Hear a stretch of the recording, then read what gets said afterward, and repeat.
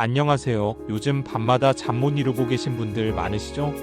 누워서 눈을 감았는데 자꾸만 생각이 많아지고 새벽까지 뒤척이게 되고 아침에 일어나면 피곤하고 찌뿌듯하고 하루가 제대로 시작되지 않는 기분. 저도 정말 공감해요. 잠이라는 게 예전엔 그냥 누우면 잤는데 나이 들수록 그렇게 쉬운 일이 아니더라고요. 몸은 피곤한데 머리는 계속 깨어있고 오늘은 왜 우리가 이렇게 잠을 못 자는지, 그리고 어떻게 하면 푹 잘 수 있는지 그 방법을 차근차근 이야기해 볼게요. 사실 잠 못 드는 데는 여러 가지 이유가 있어요. 가장 큰 건 스트레스죠. 직장, 가족, 건강 문제까지 누우면 하루 종일 참고 눌러놨던 감정이 올라오잖아요. 내일 해야 할 일도 떠오르고 미뤄둔 걱정들이 줄줄이 생각나고, 그러니 몸은 쉬고 싶은데 마음은 계속 바쁘죠. 스트레스는 단순히 심리적인 것처럼 보여도 실제로 몸 안에서 수면 호르몬인 멜라토닌을 억제하고 각성 호르몬인 코르티솔을 높여요. 그래서 침대에 누워도 뇌가 각성된 상태라 잠이 안 오는 거죠. 특히나 퇴직을 앞두거나 자녀가 성인이 되어 독립하면서 생기는 변화들, 혹은 건강에 대한 불안감 등 중년 이후의 삶은 예상치 못한 스트레스의 연속이에요. 그리고 생활 습관도 한몫해요. 스마트폰. 이거 습관처럼 보다 보면 새벽까지 보게 되잖아요. 특히 SNS나 뉴스, 유튜브 영상처럼 자극적인 정보는 뇌를 계속 활성화시켜요. 그리고 커피, 생각보다 오후 늦게 마시는 커피 한 잔도 밤잠을 방해할 수 있어요. 카페인은 평균 5-6시간, 길게는 8시간까지도 몸에 남아있거든요. 그래서 저는 오후 3시 이후엔 커피를 안 마시려고 해요.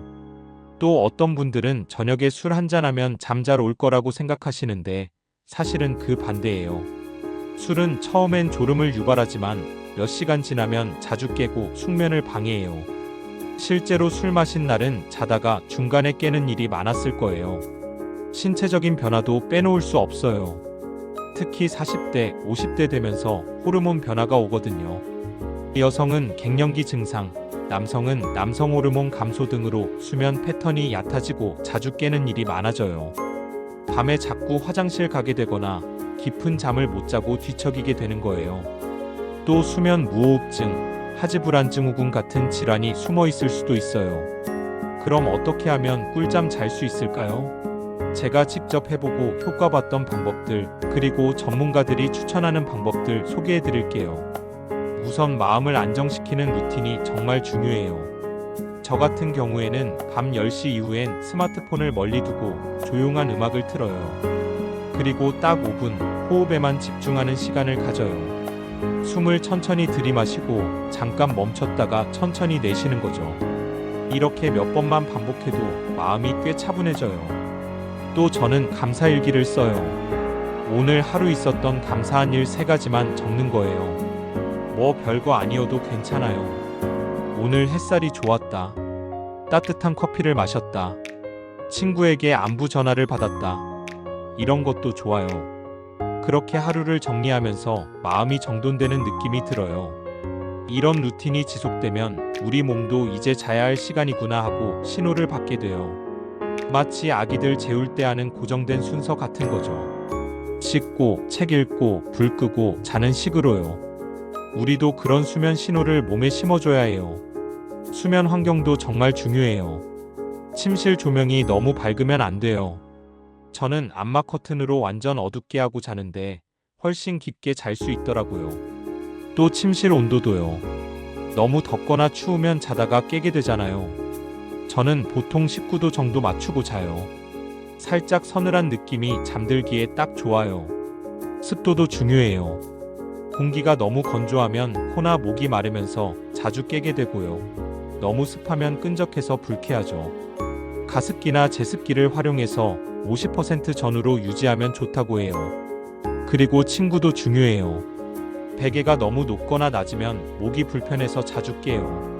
내 몸에 맞는 베개와 매트리스를 찾는 것도 꿀잠을 위해 투자할 만한 일이에요. 저도 몇 년 전에 맞춤형 메모리 폼 베개를 바꾸고 나서 아침에 뻐근함이 줄었어요.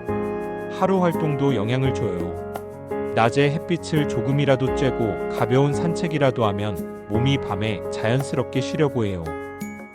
특히 아침 햇살은 수면 리듬을 조절해줘요. 10분, 20분만 산책해도 효과가 있고요.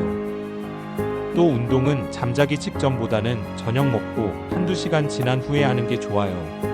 과도한 운동은 오히려 각성 상태를 유지시켜서 방해가 되거든요. 저녁 식사 후엔 카페인, 술, 너무 기름진 음식은 피하는 게 좋아요. 대신 따뜻한 허브차나 우유 한 잔 추천해요. 저는 카모마일 차 즐겨 마시는데 몸도 따뜻해지고 마음도 안정되더라고요. 꿀 한 방울 넣으면 더 부드러워져요. 또 하나, 자는 시간과 기상 시간을 일정하게 유지하는 게 정말 중요해요. 주말이라고 늦게 자고 늦게 일어나면 생체 리듬이 깨지기 쉬워요. 가능하면 평일과 주말 모두 같은 시간에 자고 일어나는 습관을 들이세요. 실제로 50대 여성 한 분이 이런 루틴을 꾸준히 지켰더니 2주 만에 수면 시간이 평균 1시간 늘었다고 해요. 자주 깨던 것도 줄었고요. 중요한 건 꾸준함이에요. 한두 번 해서 효과 없다고 포기하지 말고 내 몸에 맞는 방법을 찾고 조금씩 실천해 보는 거예요. 그리고 불면이 너무 오래 지속된다면 전문가의 도움을 받는 것도 좋습니다. 수면 클리닉이나 정신건강의학과에서 수면 상태를 진단받고 적절한 치료를 받는 것도 숙면으로 가는 중요한 길이에요. 오늘 이야기 들으시면서 이건 나도 해봐야겠다 싶은 거 하나쯤 있으셨죠? 오늘부터 바로 실천해 보세요. 정말 작은 변화가 큰 차이를 만들 수 있어요. 그리고 이 영상이 조금이라도 도움이 되셨다면 좋아요와 구독 꼭 눌러주세요. 여러분만의 꿀잠 루틴도 댓글로 공유해 주시면 서로 더 큰 도움이 될 수 있을 거예요. 오늘도 편안한 밤 되시길 바라요. 좋은 꿈 꾸세요.